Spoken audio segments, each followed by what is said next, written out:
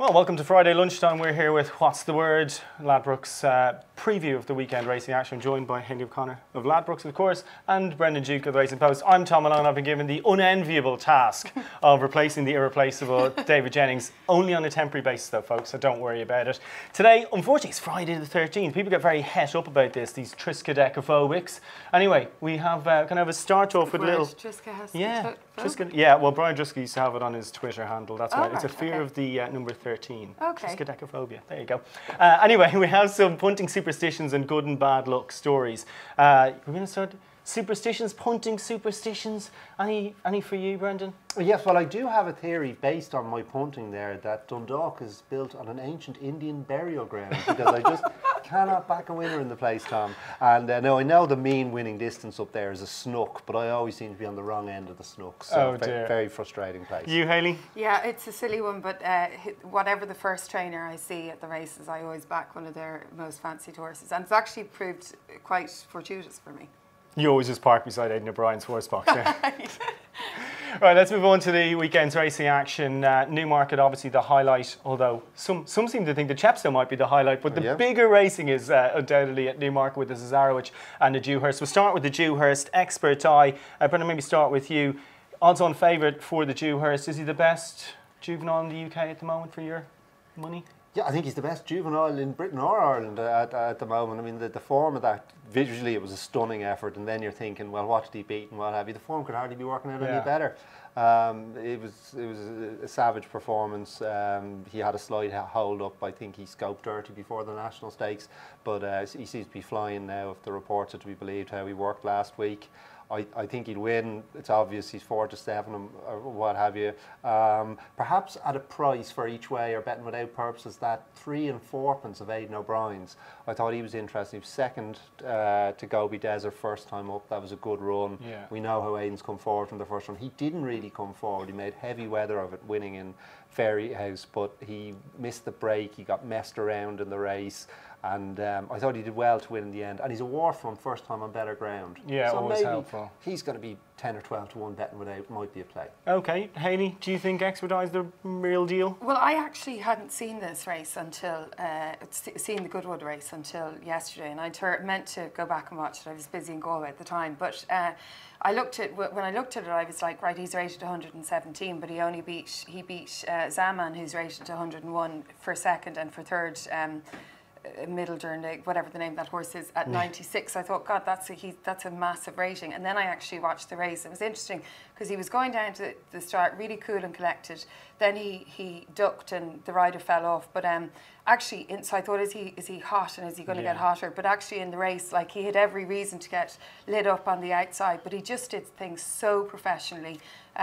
You just had to like everything about him, and then when really high cruising speed, and then just the turbo engine at the I mean, that was probably the most impressive part about it. He put the race to bed so early. It was just and he looked like he was doing it in fourth gear. So I think he's a complete no-brainer for this race, and just so exciting to see him. He's an acclamation. He'll probably go on to the Guineas. I don't know the rest of the classics, but definitely a Guineas shot for next year and a banker for this weekend. And you'll be handing out dockets with a Guineas, 2,000 Guineas cut on it come Saturday, yeah? Yeah, absolutely. I think after the race in Goodwood, some bookmakers were going as short as 4-1, but like definitely. I know the other thing is, Michael Stout with, you know, early-ish 2-year-olds, it's not really that... Won on debut. Any juvenile Michael Stout who wins on debut always goes in my notebook anyway. But. And he won this. The last time Michael Stout won that race was back in 2000, and it was with the horse called No Excuse Needed, and sure we know what happened there. Yeah. So totally exciting. Great stuff. Right, on to the Cesarewitch, one of the biggest punting races of the year. So we'll start with you, Hayley. John Constable, he's around about 7-8 to 1 top of the market. Has he been really solid? Has there been good support for him? What's it been like last week? So he even actually today I think he went from 8 to 1 into 7 to 1. Obviously he was like very good. He rated 96 when he was with Aidan O'Brien on the flat, and he only won over in hurdles there in July for Evan Williams. So he's been very solid, as has Lagos to Vegas, Ryan Moore's mount. He's about 12 to 1. Willie also has Digianta and Laws of Spin. I just really like Endless Acres by Charlie Fellows had him. He's a really lightly raced 4-year-old, and he was second in the Ascot Stakes. They put him away with this race in mind, not thinking that he would need a prep race because he always goes well fresh. He was a Mayfoal, and I just think we're going to see a lot more to come from him. So Endless Acres at about 14-1 would be my preferred shot. You, Brendan, we might even give you 2 shots at this, given what, 35 or so runners in this race. That might be the way to play with extra places, etc. I'm just going to go for one time to study. I love the 3-year-olds getting there. I don't think the way for age, particularly at these extreme distances, is fair. I think the 3-year-olds and this time of the year probably as well. Perhaps. True. I think the 3-year-olds get too much weight, and time to study. He only won a short head in Doncaster, was 5 lengths back to the third, and the horse he beat, Byron Flyer, he runs in the race actually, he should go well too. It was 5 lengths back to the third. I thought time to study was sure to relish the trip and would be hard to kick out of the frame. The draw and the going, it's kind of, has that changed things from a punting point of view, or is there any movements in the market given, I mean, I think a lot of the ones near the top of the market got relatively inside draws anyway, didn't they? Well, it's hard to determine draw buys, particularly as you say over this trip. So that hasn't had a massive bearing as of yet anyway.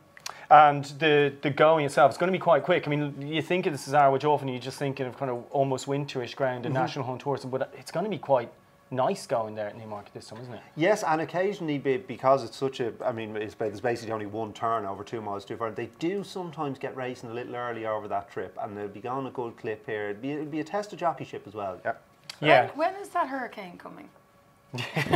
Well, this is obviously the calm before the storm, I guess. But apparently it's now, but it might not get the rain. Newmarket is a very dry area, though. The rain falls in the rest of Britain before it gets as far as Newmarket. So little nerdy weather fact there. Used to live near there. But yeah, so sorry, just final recap. Selection for the Cesarewitch. My selection for the Cesarewitch is definitely Endless Acres, although I'm not great in these big handicaps, I'll admit it. Okie doke. Time to study. Time to study. I'm kind of with Swamp Fox, just in the line through the Willie Mullins Legas to Vegas. But yeah, I'll be with Swamp Fox around about 20-1. On to Chepstow. We got the Grade 3, the Silver Trophy. Big day for Brian Cooper as well, sort of his first day in the new Potts retainer. What do you make of that? What do I make of well, Brian Cooper's decision first and foremost, and how it might help his career. Well, I mean, jockeys are sort of unlucky sportsmen in the sense that, like, you know, they're so young. Like, they start off, most of them start off down. He's still only 25. Yeah, I know. And they, like, you know, you see them coming through the ranks at the Dingle Pony races, and they have a huge amount of responsibility. Like, when I was 17, like, if I was given 20 quid, I would have gone mad. So huge pressure is put on them very early in a very demanding sphere. So, you know, we all knew when Brian Cooper got the knock that he would come back from that. But for me, I love Robert Power. He's won all the big races.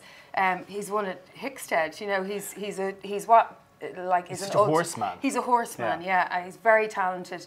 He's very conscientious. He studies the form like nobody else, and he's brilliant. He was really good in Thurles during the week. Sizing, what was the name of the horse? It did the Gordon Elliott one in running. Yeah. Yeah. So I just love watching him, and I love the courage that he gives horses, and he's got his kahunas are so big. You know, coming to the last fence the other day, he was just coming down the hill and going for it. So I'm a huge fan of Robert, but I think it'll be an okay situation. I don't want your comment on Robert Power's cojones, but your thoughts maybe on Brian Cooper's move and anything at Chepstow. Oh, I think he had to take the job. I mean, there are so many exciting horses to he's riding Finian's Oscar at the weekend. Yeah, so that's exciting. It's hard to turn it down, but it'll be interesting to see how long he lasts. He's a hard taskmaster, the boy Potts. Yeah, Vision de Flow as well. Remember he won the big Goffs Land Rover Land Rover bumper as well. He's an exciting recruit. He goes in the Persian War, isn't it, on Sunday. On Sunday, Chepstow, yeah. Looks an incredibly tricky race, but what a way to start off your hurdling career. Yeah, but he made that big, when he was with Robert Tyner, he made that big impression first time out. Yeah. That's a really difficult race to win, and like people buy horses specifically to win the Land Rover. Get a nice Jeep as well. Yeah, exactly.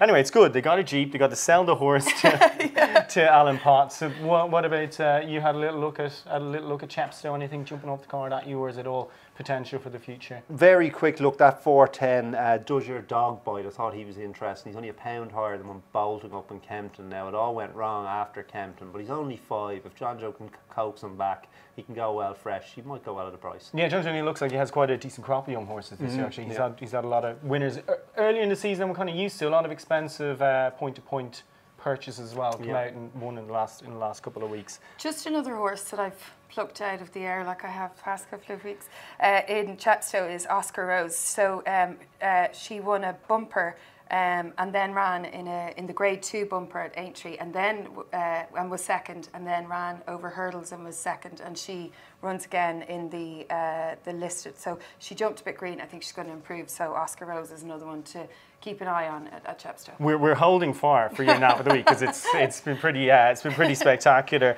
thus far. Nace as well on Sunday. We kind of mentioned is Birdcatcher Day as one would expect. It's a tricky little card. Anything jump off the page on that? Yeah, I thought the Birdcatcher was particularly tricky. I couldn't make head nor tail of that. The 335, this elegant pose of Ger Lines. She blew it at the start in Gore on the last day. The filly Making Light of Wells was second in the race. I think she's a bit sharper at the stalls. She can turn the form around and Making Light, and that would probably be good enough. And in the 445, Espoir de Soleil on her 4th run for Dermot Well. Yeah. I think she ran into a decent one in Pincheck. Yeah. Pincheck could be a stakes winner by then. I wouldn't doubt it. Yeah, so I'm not sure how big a prize she'd be, but I thought she'd win. Well, if you look at my note there, Espoir de Soleil is my bet of the weekend. Step up and trip as well. That's the thing about Dermot Well. He could end up with a stable full of well-handicapped horses. I mean, the upside of his terrible season wouldn't be a massive surprise if Espoir de Soleil falls into that bracket. Anything jump out in the actually in the Birdcatcher, I love this race. It used to be a graded race, was it at one point? No, I think it was always a handicap. Okay, well, so anyway, in the Birdcatcher, I like the look of Moonlight Bay, who's been to Nace a few times before. First time out there, and second time came fourth to Alpha Centauri in a listed race, and obviously Alpha Centauri went on to great things. So that's Moonlight Bay now with Ger Lines, formerly with Kevin Prendergast. So that was my one. She's on like a mark of 86 or something, I think and so. then you look at on her second run, like Actress and Alpha Centauri finished run, they're both rated 106, 105. On that form line, she could be absolutely thrown in.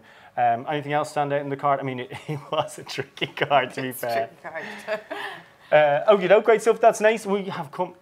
Well, I think we'll leave you to last, Henry, because we say the best for last. You've just been a winner's factory for the last couple of weeks, and there's best bets of the weekend, so there is a little bit of pressure. If so I it's don't best to have build won up to this that. week, I'll say it's the what am I about the 13th? Triskaidekaphobic. Triskaidekaphobic.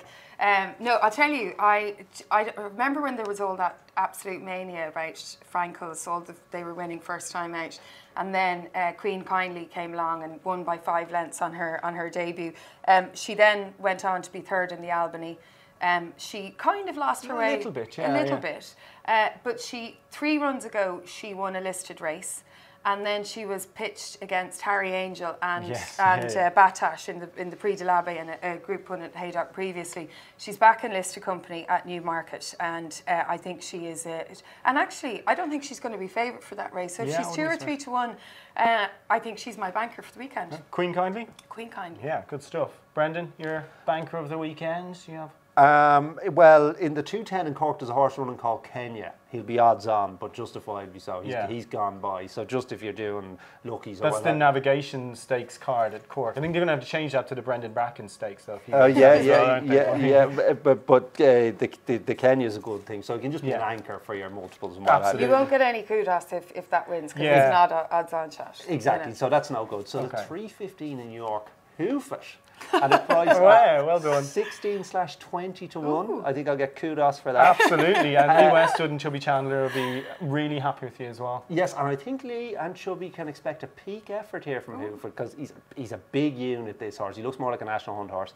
He's only had 3 runs this year, belated comeback. The last day was his best run of the season, over 5.5 furlongs at York. He loves York. He was third in this race last year, actually off a £3 higher mark. Ran over 5.5 furlongs, just got taken off his feet. He's 10, he's entitled. Yeah, he's entitled, that happens. But over 6 furlongs now, optimum conditions, low draw, which tends to be the place to be in York. 16/20 to 1, massive price. Okie doke. Obviously, you feel your reputation's on the line with Hayley's run of winners in the last couple of weeks as well. So. Well, there's a team ethos here. I love how seamlessly you've slipped into the team. Yeah, like I said, I don't think I'm as impressed by Emirates Airlines as Dave Jennings is, but nonetheless. By the way, my best bet of the weekend is the aforementioned Espoir de Soleil at Nace. So just recap on those quickly. Queen Kindly for me. 3:15 York Hoofert, yeah. Espoir de Soleil. I've been Tom, Hayley and Brendan. Thank you so much for listening for What's the Word, and we'll be back again next Friday.